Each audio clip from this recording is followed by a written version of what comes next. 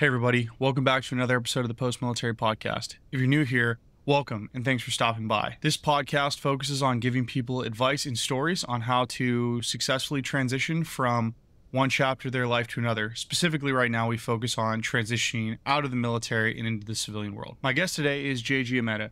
Jay has served in Air Force cyber warfare and communications for a very long time, specifically focusing on the defense of different air assets. Today, we talk about his time in the Air Force and his transition out of the Air Force and his advice that he would give to people who are going to be soon following in his footsteps. As always, thank you so much for tuning in, and I hope you enjoy the episode. Solemnly swear Do solemnly swear that I will support and defend that I will support and defend the Constitution of the United States the Constitution of the United States. Hey, everybody, and welcome back to the Post Military Podcast. I'm your host, Billy, and today I am joined by a friend and actually my first ever real boss in the military, Jay Giametta. Jay, thanks so much for coming on. Oh, you're welcome, man. Glad to be here. Well, yeah, he's out of Oklahoma, and I think in the entire time that I've known him, he has never left. So if anything, hit him up if you want to learn how to stay in one base for a very, very, very, very long time. Hey, I managed to hit 3 over my 20 years. So Jay, let's dive right into it. Tell everybody out there a little bit about yourself and break down your military career for us. Sure. So, as Billy said, I'm J.G. Giametta. I've been in the Air Force, or I was in the Air Force. It's so weird. Just caught myself doing it. I've been in the Air Force because I've been saying it for so long. I was in the Air Force for 20 years. So I spent the first 8 of that enlisted. So I was at Keesler Air Force Base. I was a comm operator back in the day. So really what that meant was working help desk support tickets and helping people with desktop support, worked my way into like email support, Exchange admin, did a little bit of like Windows domain admin work. And then, eventually got to do some really fun stuff, stuff that would kind of come in later on in my career, working on, firewalls and routers, starting to set up, like boundary protection. That's what we called it back then, the boundary protection office. And then from there, hit a decision point. I was like at my 6-year mark and it's like, do I get out? Do I keep going? And at the time, we were still doing they called it the Airman's Education Commissioning Program, or Bootstrap, where the deal was I could go to school and I would stay on active duty and my job would be school for the next 3 years. So that was really an opportunity I couldn't pass up. So spent 3 years doing that, came out of that with a computer science degree and then ended up back into the cyber world and comm at Keesler Air Force Base. I mean, you spent time down there at UCT. Yep. Sure did. So from there, I ended up just moving right across the base to engineering installation, which was probably the most fun I had in my entire career in the Air Force. That job was amazing. And what did you do while you were at I mean, I know what E&I is, but for everyone out there, what were you doing? Because it's a very non-traditional cyber kind of role. It is. So like my job really only mattered during deployments, where we went and we would hop around whatever base or whatever location you were deployed to, and we would follow people like the CBs around who were doing and installing new buildings, and we would follow it up and install communications. And when I say install communications, that could mean antennas outside for your radios. It could mean inside plant and fiber, copper, or even installing manhole duct systems outside. So there was just a wide range of different things you could do, even install like radars. But I mean, as you can imagine, with all those different things that you can go out in engineering and install, you got to get your practice in. So the way we got our practice in was stateside. So my day-to-day job stateside was just to take TDYs to horrible places like Ramstein or Hickam or Aviano. I mean, I spent a couple years just bouncing around a lot of USAFE and PACAF doing practice installs for going out for the real thing. I love that. Okay. So you finish up at I&E. You finish up on I&E, you're absolutely suffering your way through trips to the beach in Europe. What Yes. happens after your time at Keesler? So then I mean, by that time I know I'm going to be career at this point. Like I'm hitting my like 11, 12 year mark. yeah, it was like, all right, so what's next? How am I gonna to finish out this Air Force career? And I decided I want to go be a professor of computer science at the Air Force Academy. So I, again, something you're quite familiar with. Um, so I interviewed for a role out there, got picked up for it, and with that came some training out at AFIT, the Air Force Institute of Technology. So went to my other 2 years of school. So now we're up to 5 years of my 20 were spent in the classroom. Um, Hit a big surprise out there at AFIT though, man. Like, I don't know. You hear service school and the expectations aren't quite that high sometimes. And then you get there and you're like, holy crap, this is legit. Like, this is a real research institution. Better buckle up. And so that kind of hit me and got deep into the computer science out there. Um, really loved the job. Learned a lot about machine learning. That was really my big focus, was in like signals processing, machine learning, that kind of stuff. So I was like, yeah, I just spent all this time buckled down into the computer science. I'm ready to go teach it. And then Air Force said, no, we're going to do an intervening ops tour instead. And that's how I ended up at Tinker with the AWACS, where we worked together, was that intervening ops tour. And so is intervening ops, is that where they basically, like, did they just kind of like stiff armed you away from your teaching gig and was like, psych, you're not doing that? Or is that something that you chose to do? Did you have a choice, or was it just kind of like thrust upon you? It was like a stiff arm. So we were expecting to go to Colorado Wow. Springs, and basically what Yeah. happened was they had too many professors out there at the time. So they were trying to stagger the pipeline so that they had good enough coverage. So they were like, you're going to go take a 3-year assignment. I've been here a lot longer than 3 years, but yeah, you'll go do a 3-year assignment and then you'll follow on and it'll work that way. Wow. Okay.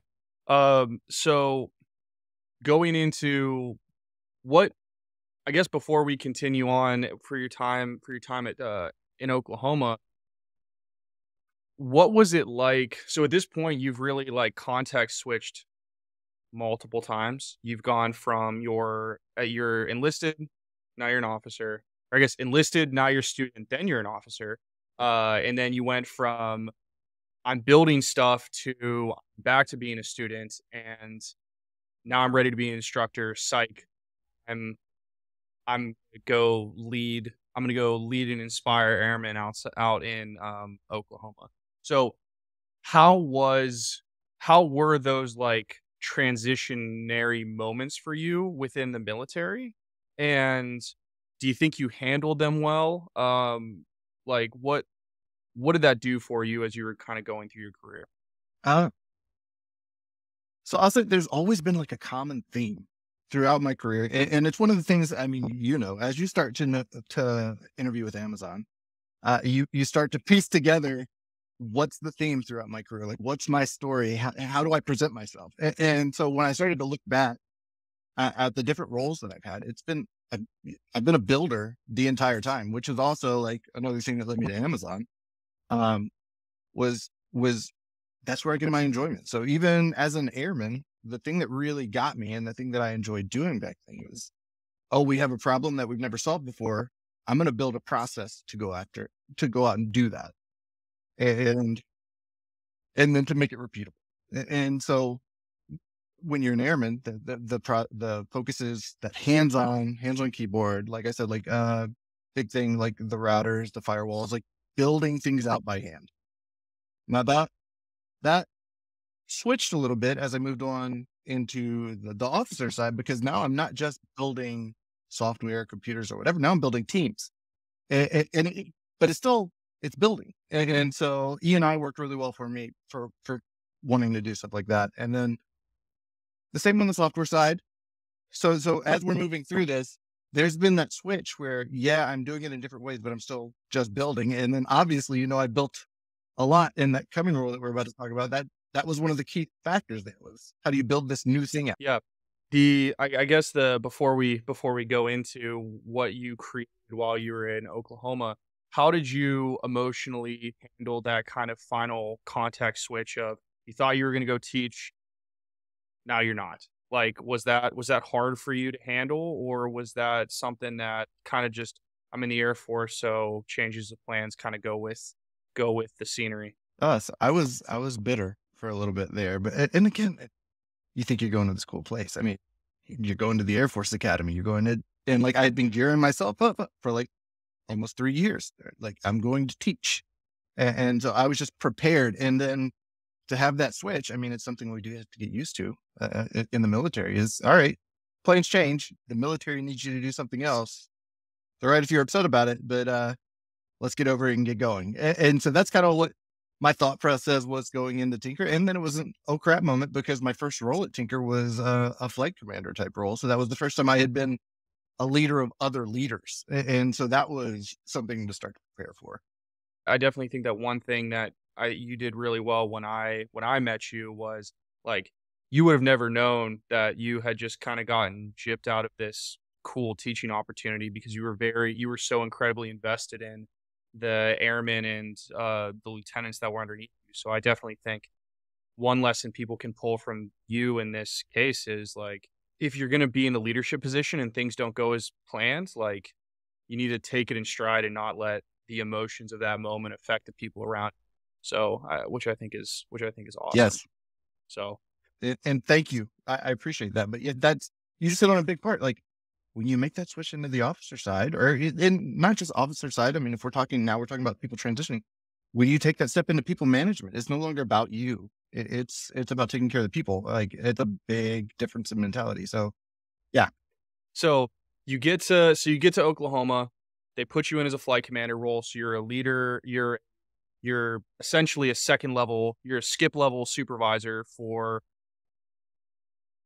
a couple of first line supervisors and a bunch of people. I think like what? How many people was it? Nine, eight. Like it was a lot. So that was so in my first role, I was doing the software development side. And so there were about 45 and some of those, it was a big adjustment to me because I had these really young airmen. But then I also had these really experienced civilians that had far more professional experience than I did.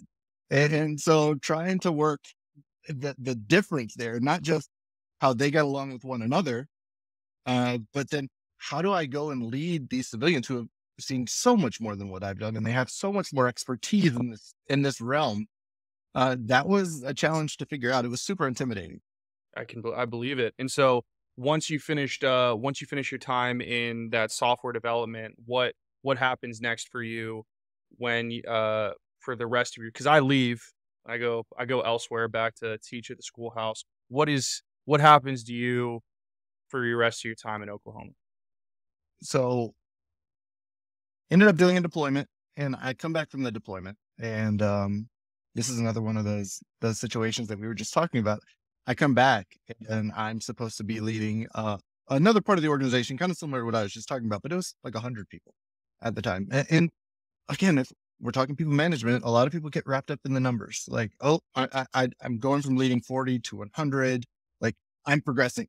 And so that's what's going on in my head is like, yeah, I'm doing the right things. Like this is more responsibility. And then our commander at the time pulls me aside and says, Jay, I know this is where you're supposed to be going, but you're going to stand up this new team that we're trying to stand up.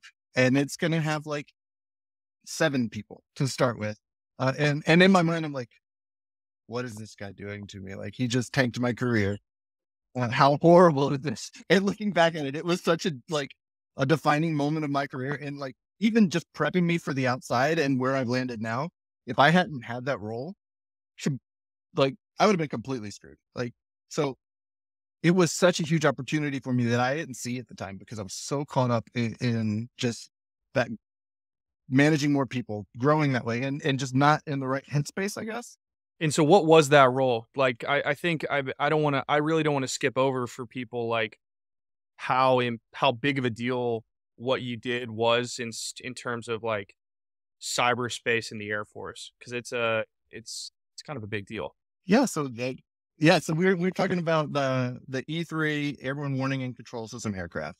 So think a big jet with radar on top and a data center on the inside, and with lots of connections coming out of it.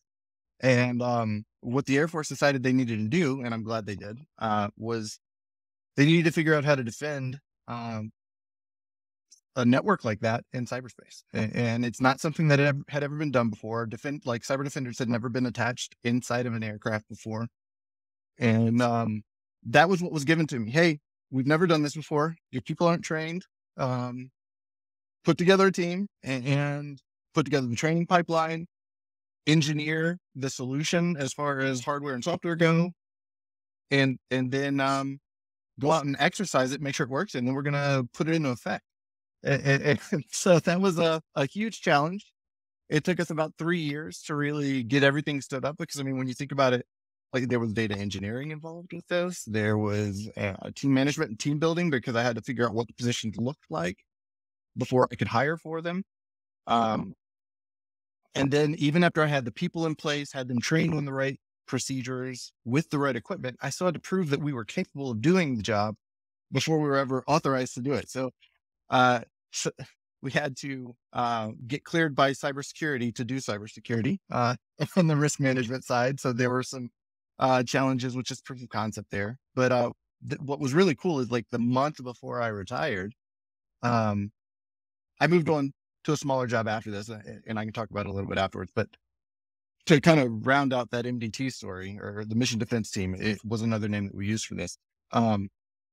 Those guys actually made it onto an aircraft and did live cyber operations with the capability that we built out like a month before I finally got out of the Air Force. So it was cool to see that Sweet. kind of All the way through. Yeah. Yeah. Which is so rare. And if you're out there listening and you're an officer, or really, I mean, you can have a much longer lifespan in a unit as an enlisted individual, but as an officer, we rotate pretty regularly. It's very impressive when you're able to stand up and see the conclusion of a project that you have really piggybacked. And also the one context that I'll give for everyone listening to this MDT thing, this was an initiative that the Air Force wanted done Air Force wide for every single aircraft that existed in the inventory. And so there was no guidance for anyone on how to do this. So Jay really had to, no one was telling him how to do anything from up top. They just said it needs to get done. And so he really set the tone for how all of this needed to be developed at our base in Oklahoma. And so you were operating in 100% ambiguity, which is very rare in the military. Okay, so you if you want to touch on it, what was the last thing that you did when you were in the military before you? Sure, and I think this is going to be an excellent part to start talking about prepping for transition. So the reason I ended up in my next position, I ended up getting an offer to go be a director of operations, which is a big deal in the Air Force. You're like, all right, I'm promoting. It's the next step. And the offer was to go up to Fort Belvoir in DC, Virginia area. And thought about it a little bit. Family decided they weren't interested. And I was close enough to retirement at the time that I went ahead and punched the button. And I knew that at that time, I was like on an 18-month timer. So that was when, all right, I know I'm getting out of the military now. Time to start the transition process and start buckling down. So like during that time, I thought I was going to be finishing it up in my current assignment in like a leadership type role with the MDT. But I started doing things like studying. One of the big things with IT in the Air Force, or I guess really DoD in general, we didn't do a lot of cloud. So I knew that I wanted to work in IT coming out, and I knew I wanted to do like IT leadership. I was like, how do I make myself marketable on the outside? And that's when I started to do research. And really, it was like, I'm either going to do cybersecurity because that's what I had been doing, or if I want to stay on other pieces of IT, I have to get fluent in cloud. And so I ended up studying with like AWS cloud practitioner and took that route. And then I was like, oh, this is actually really cool. I want to know more. So went down the SA route or solutions architect route and started digging into it. I was like, man, this cloud stuff is really cool. I started to learn more about Amazon at the time. And like from the go, like I was like, that's where I want to end up. That's my goal in there. So like I started to focus. I started to reach out to people on LinkedIn. And a lot of the people I started to talk to were like, dude, you would be great for like a technical program manager type role. Or something of that sort where you're involved with the software development. You're also involved with program management. And so as we start talking about what a TPM looks like, I start figuring out how do I continue to prepare. So went through the PMP certification process, studied that curriculum, program management, or project management professional. But then I was like, how do I get to the software development side? And I found out that there was actually an organization here across Tinker that does software development for airfield operations community. It's called the Air Force Flight Standards Agency. And I worked out a trade where I was like, hey, I'll come work for you guys for, at this time, I think it was like 12 months. If you want to fill your officer position, and cleared it with my bosses over in my old unit, and they all blessed it. So I got to go over there and get hands on it and do some writing code, getting back into the software to get myself technically prepared for the outside. And that's how I ended up leaving the Air Force. I did 12 months of like no crap, like coding in .NET, re-architecting some web solutions that were hosted in AWS to kind of prep for, making that transition. Okay, so I want to dive more into this transition. So you knew family was not ready to go. They weren't up to going to DC, which totally understand. And so you decide to stay 18 months. And so for those first 6 months where you were really just kind of like fact finding, you said that you see the cloud certified practitioner. So you were getting learned up on AWS. You said that you were reaching out to people on LinkedIn. What was that like for you? Like doing all of those things, and how long did it take you to kind of crystallize your plan of action where you ended up jumping over to the software, that software community or the software unit? I'd say that was from the time I knew I was getting out until I really kind of had focused in on what I thought I wanted to do. Because spoiler, I'm not a TPM. That took about 4 to 6 months, I would say, of just getting my toe dipped into the training piece, because I knew I needed to constantly be trading. So that was a given. But then on the people side, like I had used LinkedIn, but I hadn't really really used it and started to build that network. And I mean, that's a challenge at first to get the presence done correctly, to start getting your resume done well, to even out there. That was a lot of focus. And then, the process on kind of zeroing in on what I thought I wanted to do was, like I said, I thought the training kind of steered me. Like I said, I was enjoying the cloud stuff, and I was like, well, I want to learn more about Amazon. And so I started looking, using LinkedIn. I'd search Amazon for people, and then, I would look up like the different kind of roles that I was interested in. Like, well, I'm learning more about program management right now. Let's see if we can find program managers at Amazon that have been in the military before, or find like people I was connected to. Some of it was just going, hey, who else has been in the Air Force or DoD? Let's bro network this up, and it would just reach out with a message saying, hey, do you have time to talk? Did at that beginning stages when you had to kind of come up with your LinkedIn strategy, figure everything out, do you feel like having to deal with the ambiguity that you dealt with in the military prepared you for that? Or was this a challenge that was this something that was completely new because it was separated from the military? Like, it's like Jay's thing. No, I think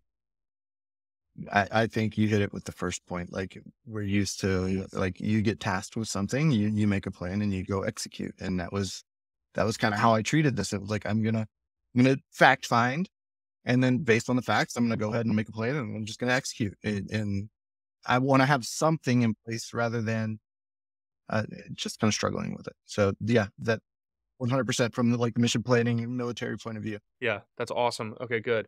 The if so once you kind of have this, you've identified like, hey, this is what I want to do. I think I'm skilling myself up. I'm talking to people on LinkedIn. I'm digging down. Once you transition to this software development role for your last 12 months in the Air Force, what continued in terms of Like, what did you continue to do for your transition while you were in that development role? So continued studying. So again, more like on, I don't think most people can't really go wrong with like the agile, like, like agile or project management is so useful in almost everything you do. Like, so that was another area where I started to study. It was actually, I was acting more like a scrum master in that role. So got some practice with that. Got some practice, some of the common like agile tool sets like Jira. Um, So I was working on that piece, and then there's that other piece of the TPM role where they expect you to be able to do like system design and re-architecture. First, I had to prove to my bosses that I could even code, so I had to dust off some of the computer science from my background and put my head down and actually learn and prove to these guys, yeah, I can write code and I can help you architect your system in a better way. Let's start looking at how we can better design this. And I was just I mean, it was a little selfish, but I knew that I was on my way out. Like I was looking for opportunities to prove that I could design because I knew it was going to come up as I was getting out. So I was like, all right, well, maybe this needs to be redesigned here. Can I have that opportunity with my boss? And it was a matter of building up that trust to allow or to get them to allow me to do it. So something that you said there that I really want to tackle is like you knew you say selfish, and I think that that's something that's really interesting for people in the military. Like I I had the last year of my life to prepare, or my life in the military to prepare, because I was going through some medical stuff. You really had this amazing opportunity to be an individual contributor in your last year, where it was really focused on you getting ready to rock outside of the military. Um, how did you do? Because I mean, even if you're saying like it's selfish, so like I'm sure that there's obviously was some thing going on in your head of like, maybe I shouldn't be doing this. Like, this is like me selfishly taking time away from the Air Force. How did you deal with that? Like, did you have issues working through that, like selfishness almost? And what advice would you give to someone who's about to transition who might say, I should be preparing for my transition, but I don't want to let down the people that are in my unit or in my shop or whatever? So I think it was really just looking for places where those interests align. And I mentioned that earlier. So yeah, I mean, maybe it wasn't super selfish of me, but I did know that, like I said, I needed to be doing the system design stuff. I needed to be looking for opportunities to grow things. So that was where my focus was, in addition to the coding that I was doing as part of my job, as part of the agreement of being over there. Um, and it was talking to my boss to find out like, hey, where are you guys trying to go next?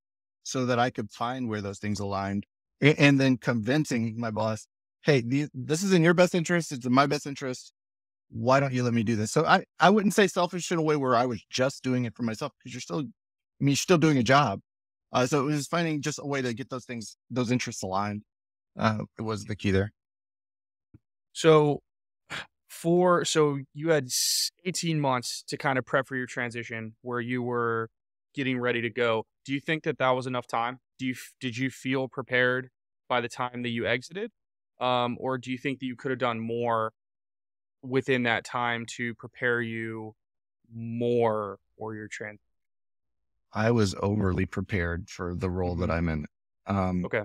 to the point, and we will get, because I know we'll probably end up talking about like some of the challenges of being Yeah. prior military Out. in a new role. Yep. To the point where it kind of bit me. So yeah, I mean, I can go ahead and start going that way because, like, I mean, we're really Well, to the point. Go ahead. before we go into your Amazon time, I really want to. There's a couple more things I want to Okay, cover for okay. this. Yeah, uh, just because. So do you think?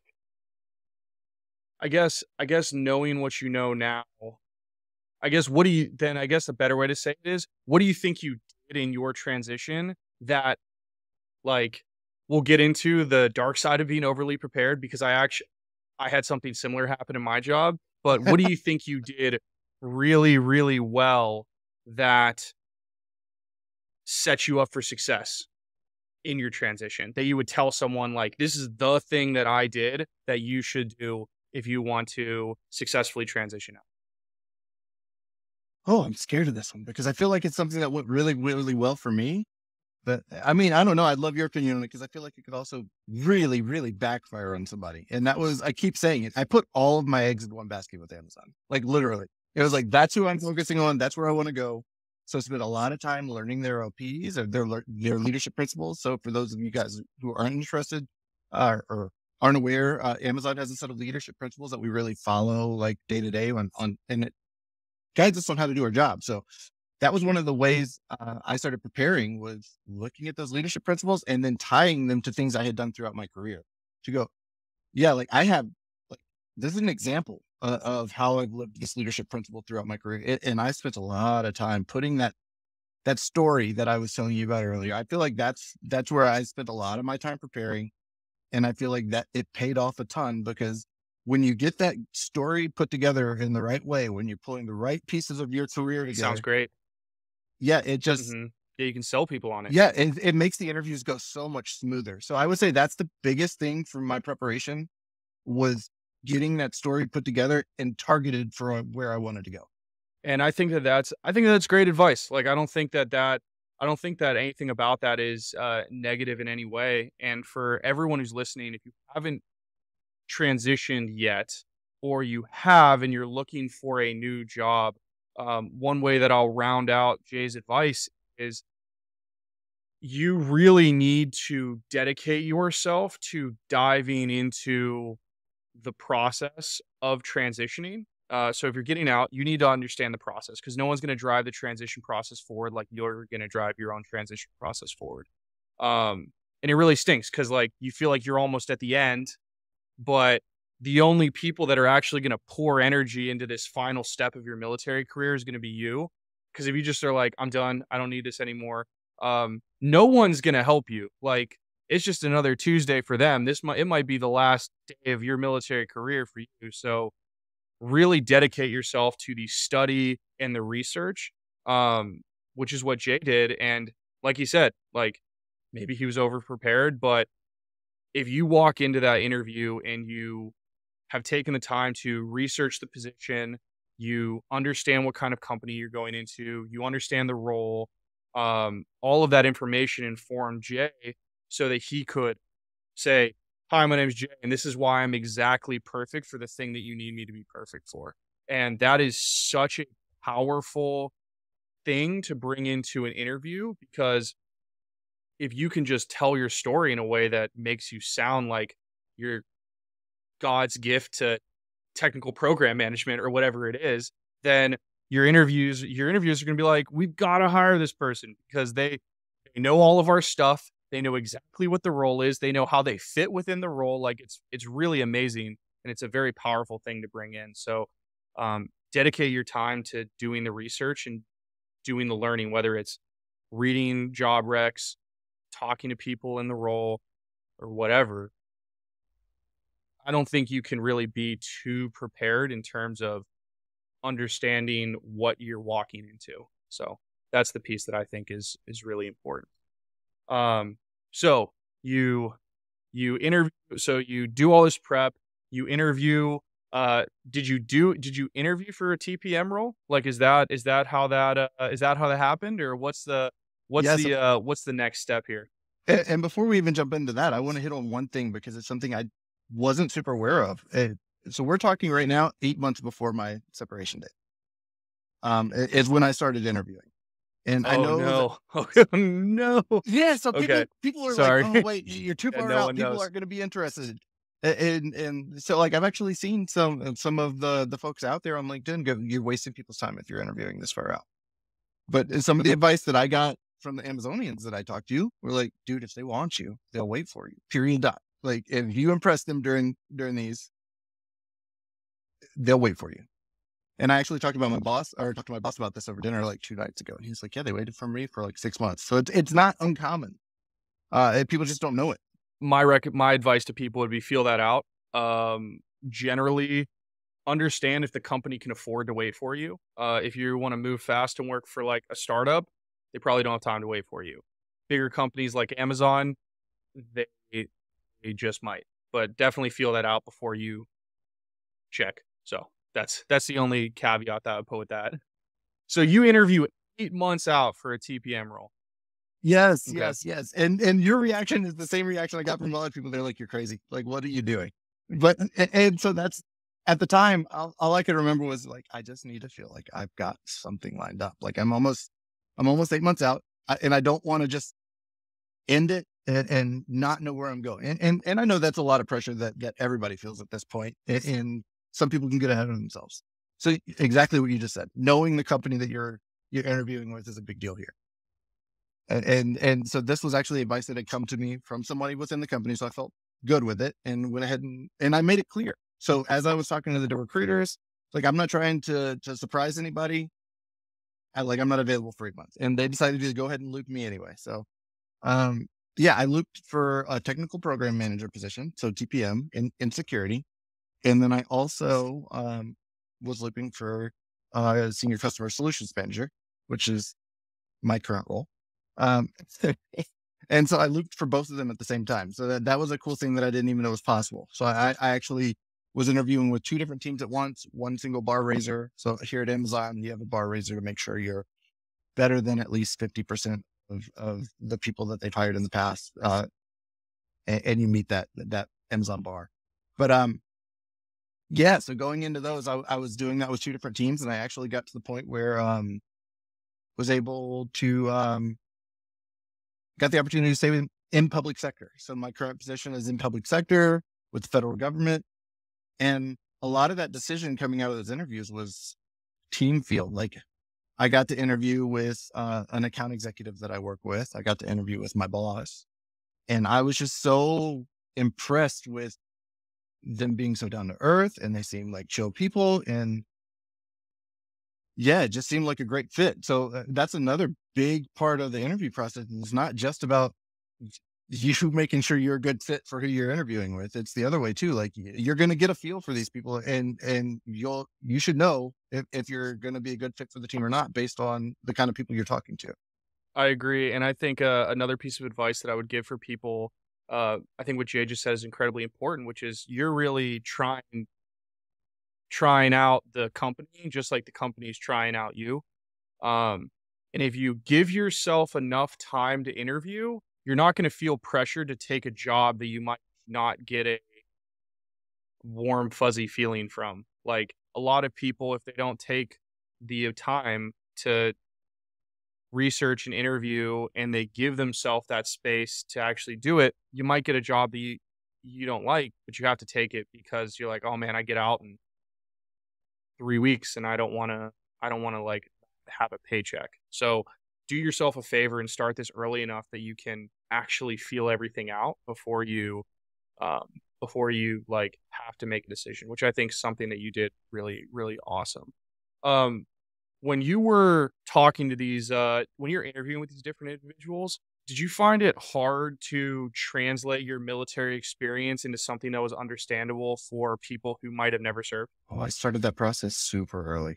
Um, and so as I was mentioning before, rewriting my resume, starting to get prepped up for like even my profile on LinkedIn.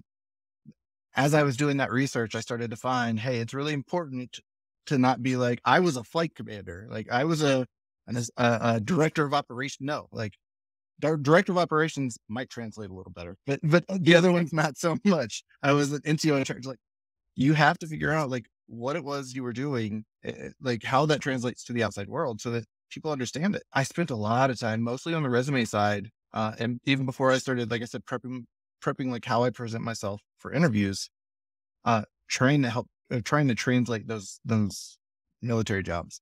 And I think it's a lot easier in IT than it is in other places. Like, I feel for some of these guys that are coming from a little more unique career fields. Yeah, because at least on our side, we basically just did the same thing with just a military. It's like our king metric was like bombs on target, and now it's revenue, Yes. or like how much money do we save the customer. But the technology that backs those things are essentially the same. So, which is really great for us. But yeah, for everybody who is out there listening who serves, like, make sure that you understand that you as a military member make up, I think it's like a percentage. I think we're like 1% of the total population of America. I think it's like some really, so like most of the people in the world, if you go interview for a job in America, probably never heard of the military, and they are going to have a very, I don't want to say biased because that sounds like they don't like you, but have preconceived notions of what the military is, and just like you have preconceived notions about what the civilian world is like, and you're gonna have to find a way to translate what you did so that they understand you. Otherwise, you're gonna say words, and they're gonna be like, I don't know, I don't know what you're saying right now." So take the time to really gain the empathy to be able to talk to someone who might never have even heard of the military before. So really think about that before you transition. So Yeah, and I would. yeah, go ahead. Oh, go ahead. No. I was just gonna say, and the people that would be able to understand that stuff are gonna be able to pick out, like, as you've translated your resume, they're gonna be able to pick out by looking at your resume and going, "I know what they did." So you don't have to put the words there. Like, No, you really don't. So so you interview and you really liked your public sector role as a CSM, customer service manager, right? Is that the customer S? solutions manager. Solution, thank you. Customer solutions Yeah. manager. And do they give you an offer and you're like, "See you in 8 months?" Like what happens after that? Oh, I failed terribly here. I say I failed terribly here. Like, I'm happy with my salary, but like, yeah, there was some back and forth there, and that was something I was not prepared for. So another good area for people just to be aware of, is I had cleared the loop. I was ecstatic. Like, it felt like it was going to be a good team. Liked my manager. And then it was like, all right, now that you've cleared the loop, we're going to go ahead and start finalizing your offer and getting you something to sign. And before, so the advice is get something in writing before you start negotiating. I didn't do that. So I started negotiating salary because the recruiter like called me and was like, "Hey, you passed your loop. What are you thinking for salary?" And I was like, "Well, I've done some of my research on things like levels, stud FYI, and like blind. I don't know the blind is accurate as like levels or glass door, but I mean, it gives you a ballpark. And so I kind of had a ballpark of what I was expecting for the salary, and we went back and forth. And when it came down to it, like when I got that written offer, it was at the very bottom of what I was willing to accept. And I felt like I could have gotten more out of that conversation if I wasn't so scared of walking away from Amazon. But I was like, I've made it. This is the end of the road. This is the jobs that I wanted. I'm just going to take what they offer me. So yeah, I don't think I entered that negotiation from a very strong point and I think they knew it that I was. Well, I mean, you're part of a population of people that takes orders, and you've never thought about your compensation in the military. It's just you're part of the bracket, and when you spend more time in, the money goes up, and that's it. Like the only time we ever think about our pay is when Congress announces like what inflationary percentage bump we get, and like is your housing allowance changing? Like, we don't think about these things. And honestly, like, I completely agree with you. It's very awkward the first time you ever do it, where someone's like, "I'll pay you X amount of money," and then you have to go back and be like, "No, pay me more money." Like, it just and here's why you should. You have to like prove that exactly you're worth it. Yeah. And so for a lot of people coming out of the military, like you don't have to be coming out of the military. If you're not a confrontational person, that's very weird. So like I can definitely see why that's something you would have struggled with. And you're definitely not the only person who's done that. So you get that offer and you sign it, like you accept it. Yes, because in the end, and again, this is coming from the military. It was way more money than I've ever made in my life. So I was looking at it and going, am I really going to argue about this? Or is this enough for me to make it? Do I feel like it's going to be like, I'm going to feel so undervalued that I can't do the job? No. So yeah, I was like, I have a job. That was the goal. I'm getting paid a good amount of money, and I'm working in a team that I want to work for. So I was like, whatever. The rest would have been a bonus. I'm not going to get hung up on it. I'm just taking it. And so, yeah, Yeah. I hadn't said. No, I understand that. It's yeah, it is very interesting. Like you get it. It's the compensation thing is definitely very strange, and for people who are getting ready for your transition, like understand that that's an aspect that you're going to have to face, and it's very weird for us because, especially if you're working in tech, you can make a lot of money, but most of the offers are going to be way more than they're paying you, even if that offer is 100% lowballing you based off the current going rate for someone in your position. So just take the time to understand what that going rate is so that you're not just getting like lowballed for like because you just were getting paid E5 salary and now someone's like, here's a 6-figure offer, like, and you're like, I'll take it, even though you're getting screwed. So just think about that. Yeah, I would just say the last thing that you want to happen there is, I mean, you need to be educated enough that, I mean, it very rarely happens outside of the military, but some people do talk salary. Some people talk compensation. And so the first time you're around your coworkers and you hear one of your coworkers say what they're making, if it's way outside the ballpark of what you're making, you're going to feel super undervalued. And you're going to be like, oh, what am I doing here? These people don't respect me at all. So you do have to have some awareness there going into those conversations. I completely agree.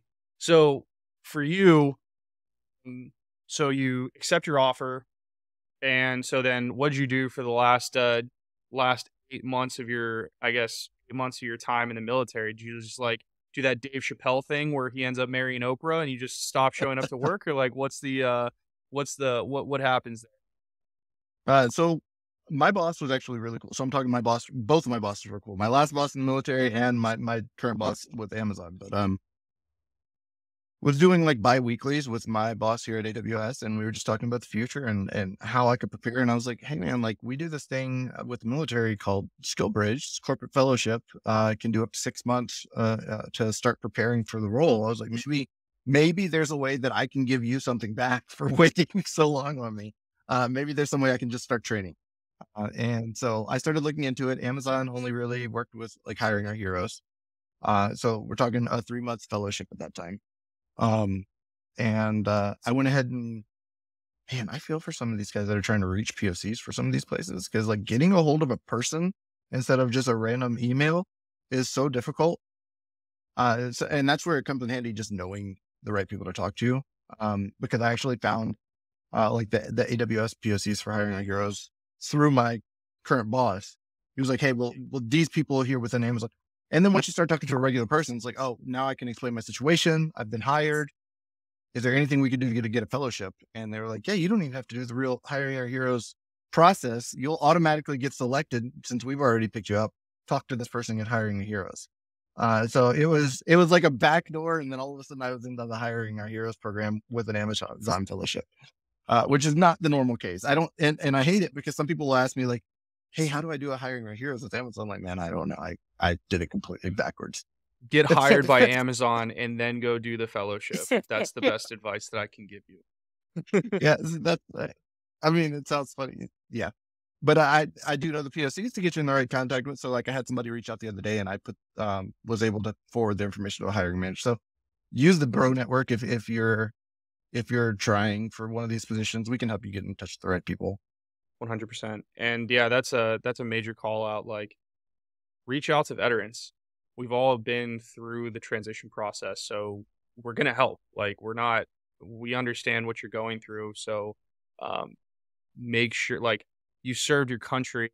You now have access to a group of people that no one else has access to because you have served and we respect your service. So make sure that you're leveraging that benefit that you've gained through because you decided to raise your hand and serve. So for you, so you do your hiring your hero, you do your fake hiring our heroes internship, and you're rolling right into like where you were doing your CSM job as an HOH fellowship. Yes. So HOH fellowship, 3 months, CSM onboarding, 3 months. So it lined up that I literally did my 3 month onboarding within the hiring our heroes fellowship so that on my actual start date, I started no crap working fully qualified. Gotcha. Okay. Um, That's yeah. cool. So you get your your last day. They give you your DD-214. Uh, how many years had you been in the day? What did it say on your DD-214? What was your number? Because if you don't know that when your 20 years of DD-214, hey, yeah, it gives you. If you don't know, your DD-214 literally gives you like the exact number of days of service that you had, which is pretty crazy. So 20 years in a day. yes, and a So day.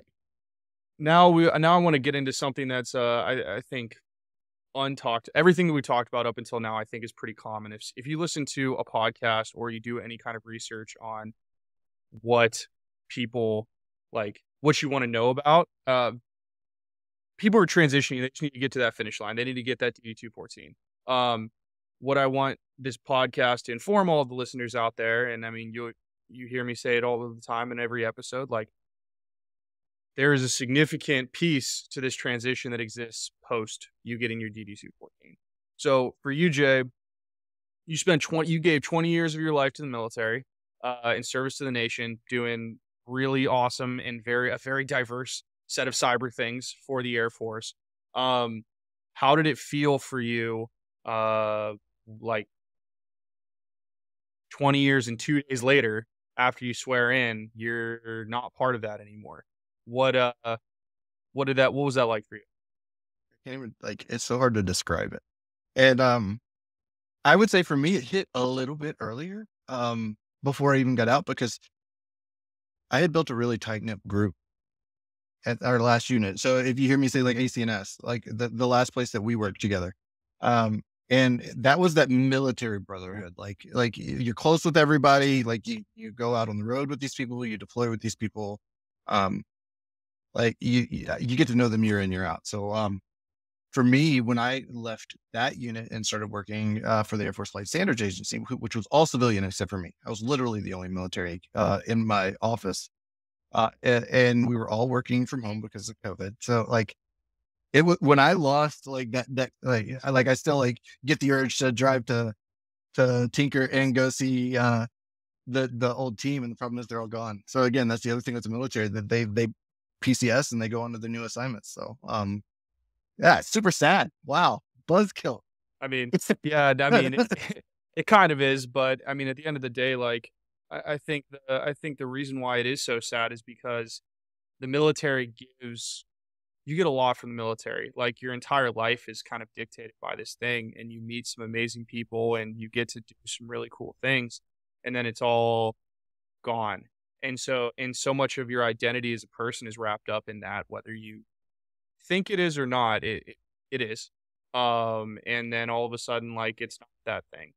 Um, and so what was it like for you in your first role? Like, you're still public sector facing, which I think is really cool. So you're still doing some kind of government work, but what as you continue to move further and further away from your separation date, what has that transition been like for you, from like just that emotional I mean, again, it's building connections. Like that's been really big with me in the past with my teams is like, well, how do I build these connections with my team? And one of the things throughout the military that I always felt like built the connections was going TDY with people, traveling with people, being on the road with them. And so being part of a sales team, that was another thing that kind of attracted me to the position is I have a core group that I'm always working with, that I'm always out on the road with. So like that has helped, because just, I mean, I've been working with these people for like 6 months and there's 4 of us that are pretty much, if I'm on something, the other 3 are on something. And it just building the connections within that small team. It doesn't have to be military. I mean, these guys, and the biggest difference is like the age differences. So like I work with people that are like 15 years older than me and 15 years, or not quite 15 years, but a little bit like over 10 years younger than me. But you can still build those connections. And that's where it's been. So. Okay, that makes sense. How have you, um, what what else? So I think it's really interesting that you said like you'll never be able to replace what the military gave you, which I think is true. I completely agree with that.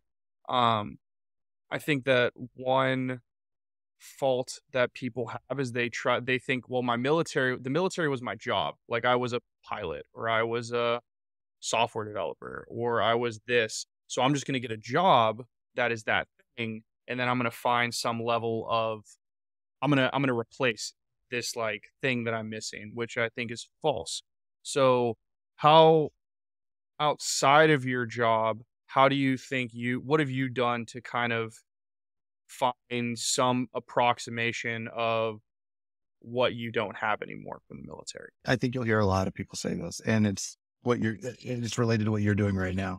It's reaching out and trying to help people that are also in the process of trying to transition out. There's a lot of people trying to learn and figure out what that next step is for them. And so, while I haven't gone as far as what you're doing, I think this is amazing. Like just like taking calls from people on LinkedIn that want to know more about like there are an abundance of people interested in like what's life like outside of the military at one of these tech companies. So like I take those kind of calls and just talk to people about like, hey, like, tell me about yourself. And just, I think that helps a ton. And that's what I've used outside of my current job, because yeah, I mean, I think outside of the military, you have people that Amazon is my job. Like I come, I do my job and I'm done. I don't like, and the connection piece is cool, but some people it's not for them. So Yeah, that makes sense. When you're having a bad day on the job, like at Amazon, what what do you use to kind of like motivate yourself or ground yourself?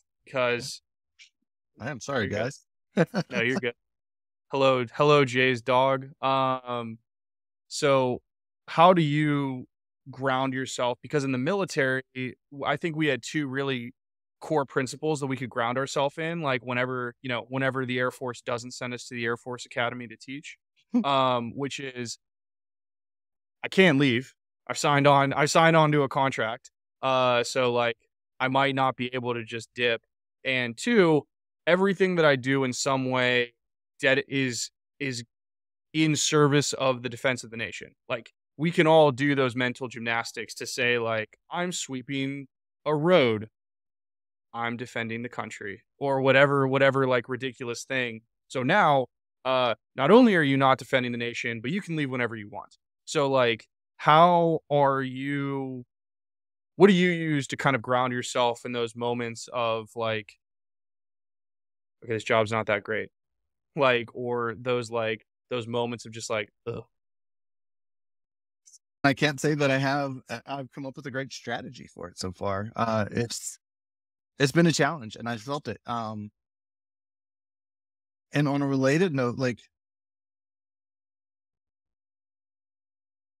I'll touch on that, but and come back to this, like in the military, like if I really needed to get something done, like it was, let's focus on getting this done because of all the things that you just said. And people buckle down and they do it.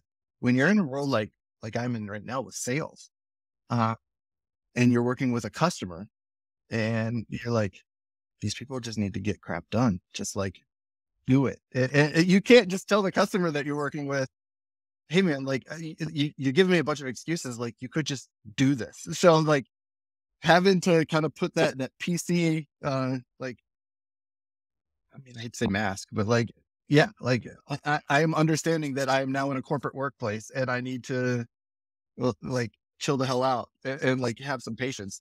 I feel like that's the answer there is chill the hell out and have some patience. Like that's like, it's like you're in a different environment now. Just like take a breath, like understand that this is not what you're used to operating in and find a way through it. So it's been an exercise in patience for me. I believe it. Have you found that it's because I mean you were an officer, so you were used to being like having full latitude. You're just kind of like the buck kind of stops with me, but I'm also going because I mean, from the time that I knew you in the military, you were very much like, I'm going to go enforce my will on this problem until it's done. And I think that for a lot of people in the military, we do that. Like that is a thing that you are capable of doing. And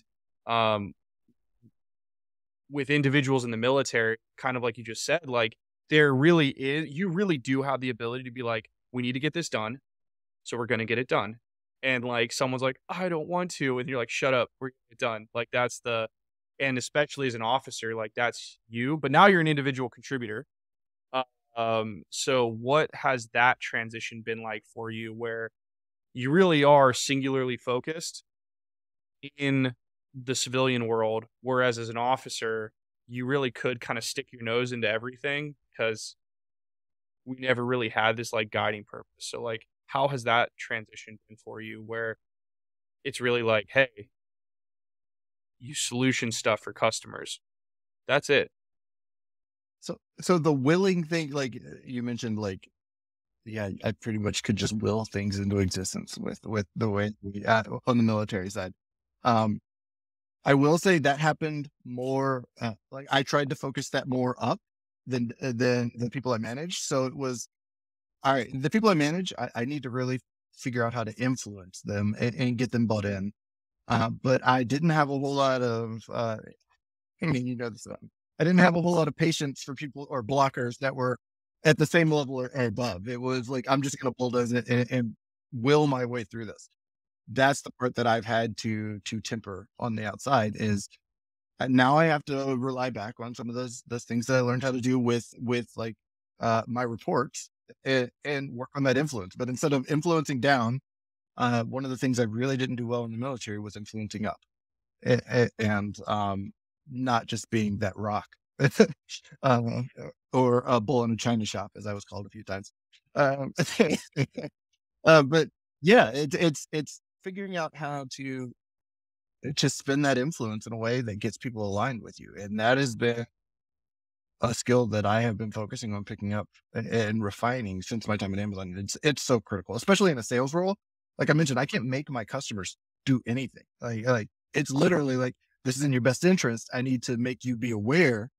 This is where we need to go and provide you the resources on how to get there, but I can't make you. And so, yeah, that skill has been the most critical skill that I've had to use in this role.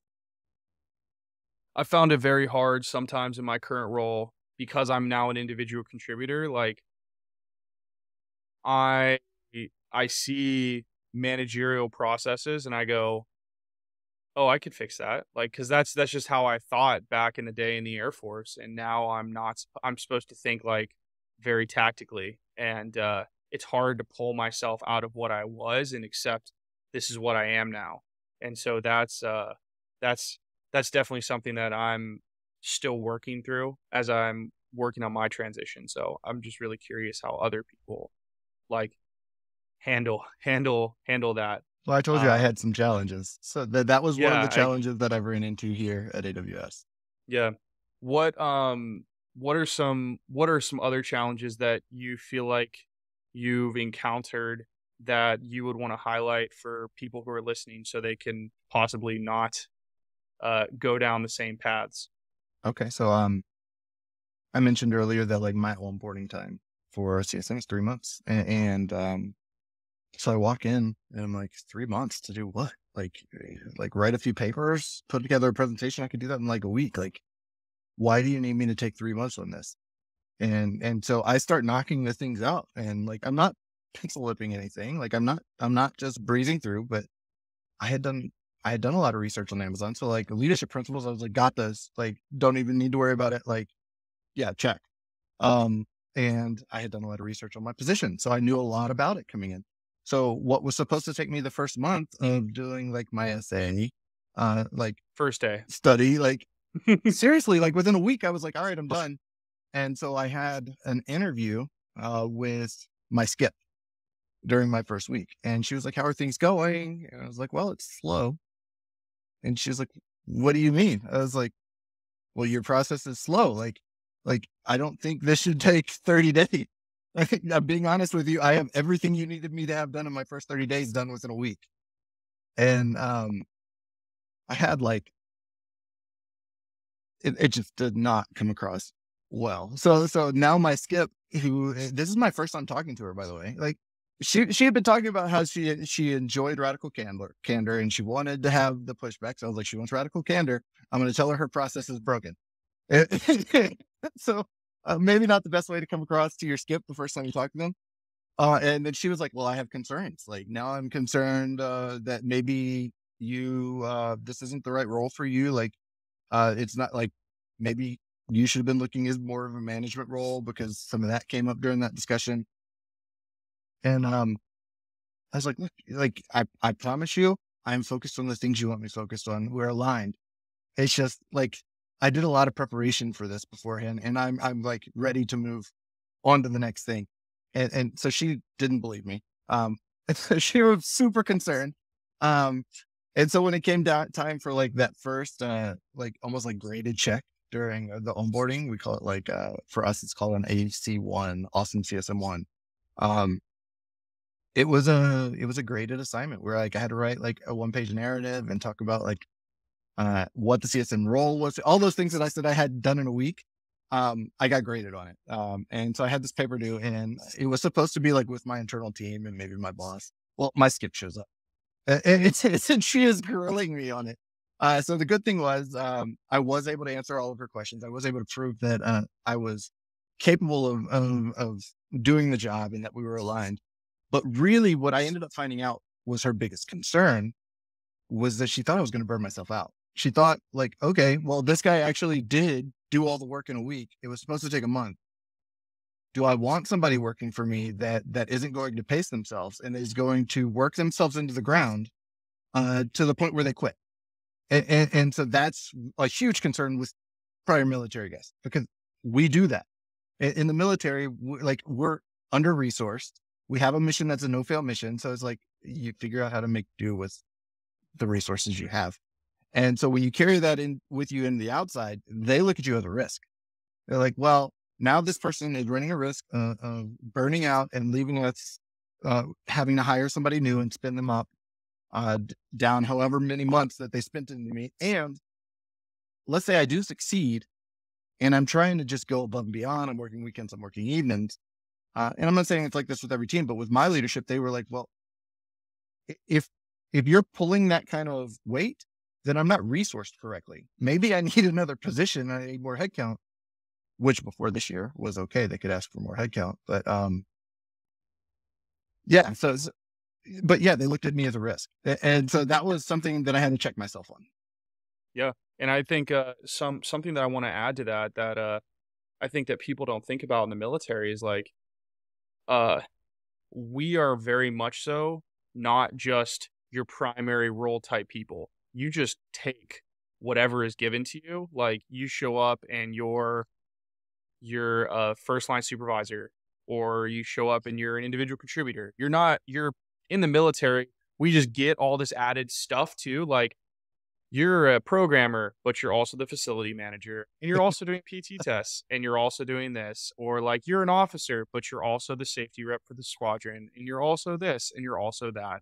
And we're really used to grabbing a significant amount of additional, I don't even want to say authority, but sometimes, yeah, additional authority or additional tasks.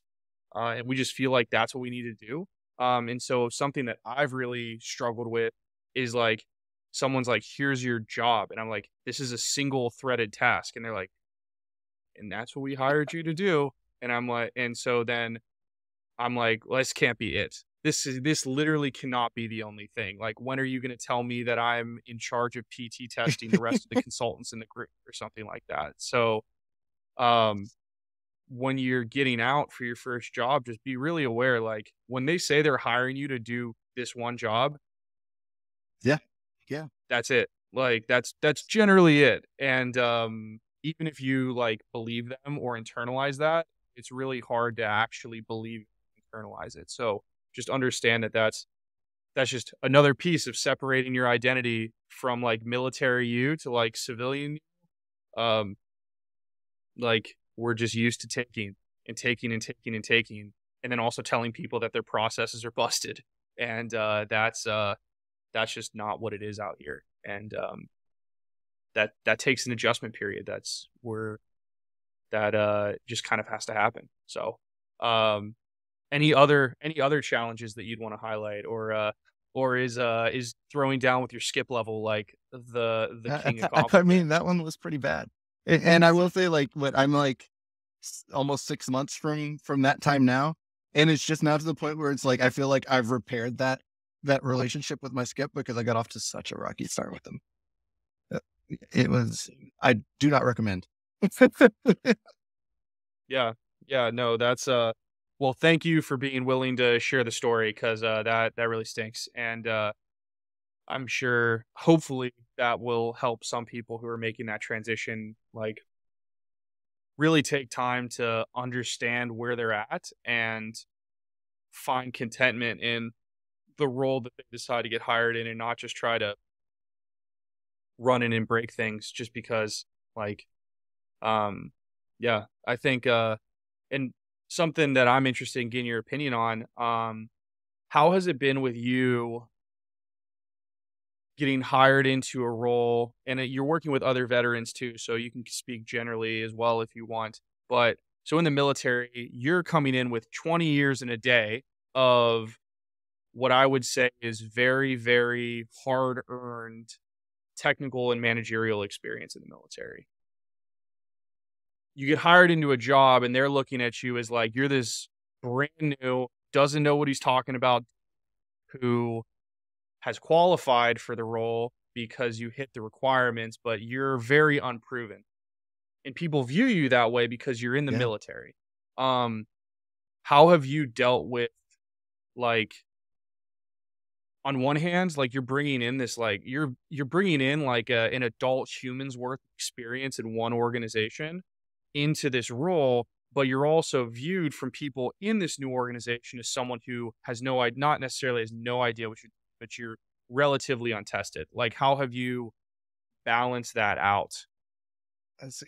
You'd have to put the pride aside. Like, it was a challenge because I mean, coming from some of the other roles I was in, like I was a Air Force level subject matter expert in some of the things I did. Like people looked at me from different organizations as like this is the person I go to. So I was used to kind of people treating me like I knew what I was doing. To sum it all up. So to get to where I am now, I mean, yes, the assumption at Amazon is you know what you're doing, but you just hit on it. It's like, but you're military. So do the things that you've done, do they really translate to what we're doing here?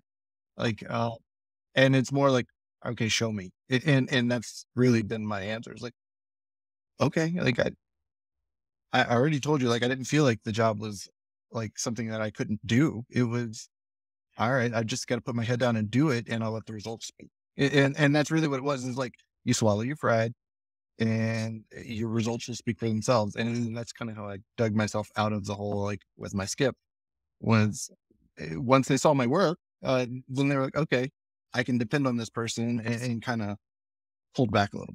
Um, so I would definitely just say speak with the results. Like, Yeah. What, um, one more question. One question I'm really interested in is, um, so you talked earlier about interacting with people getting out of the military, really giving back, um, as a means of pursuing, like, having ties back to your military identity and giving yourself some kind of like purpose post transition. Are there any other things that you feel like you've done well in your life holistically outside of Amazon that have really helped you, um, move through this transition? oh, I will say, so I had, I'm sure a lot of people will feel this. Um, I had a huge motivation to try to go ahead and pick up and move and get the household to a different place because this is where we've been for my last military assignment, and that's one of the things I put off because I did want to make sure that I had time to adjust to the new job before I started uprooting the whole family and putting them in a new place. And I mean, it's small, but I would say like putting that one on hold and going, all right, I'm going to learn the new job first. I'm going to get comfortable in that. And then I'll worry about it, maybe moving in, getting settled in somewhere else. Like it's not a challenge everybody will run into because I mean, not everybody will work remote, but it is something that I've found to be helpful. Yeah. No, I think that's awesome. And I on the flip side of that, I got hired at Amazon and then my wife PCS 2 months later to California. So Whew, like whew. the whole change, and that was rough. Like, because not only did I work from home, but I didn't know anybody. So I would just be in my house, like I haven't spoken to anyone this week except for Oh, my really? wife Yeah. and my dog, and my dog doesn't even talk back to me. So that's which means I only talk to one person. So that's so yeah, no, I definitely, and it took a while to build up community for me. Go out and find friends that I enjoy spending time with. Like it's rough. So I think that's great. I honestly think that that's great advice. Like not everything has to change at once, and it probably shouldn't. So yeah. So something that I like to ask everybody, um you kind of are experiencing all of these emotions post transition. Um what do you think for people who are getting out or going to get out, what would you tell them they should do to prepare for that just like emotional like gut punch of not being in the military anymore? Hmm.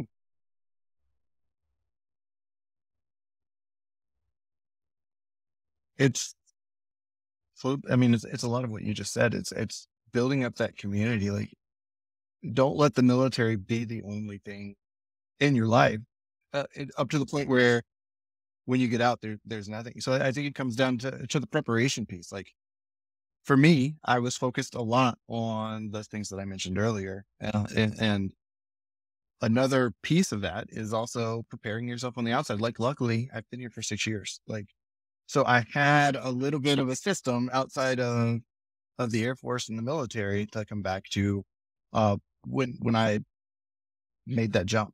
Uh, so it's, I mean, get yourself involved in some other social things. It doesn't have to be focused on making the transition. It's just get out there and get involved with some different activities that will be there once the military is not, so that you're not just turning everything off. Yeah, no, I completely agree. I think that that's great advice. Um, what would you have to tell yourself? What would that be? 2 years ago, so 18 months before your transition. What would you of today have to tell 18 months ago to prep, like for you back then to believe, like, hey, you're gonna feel something and you need to be ready for it?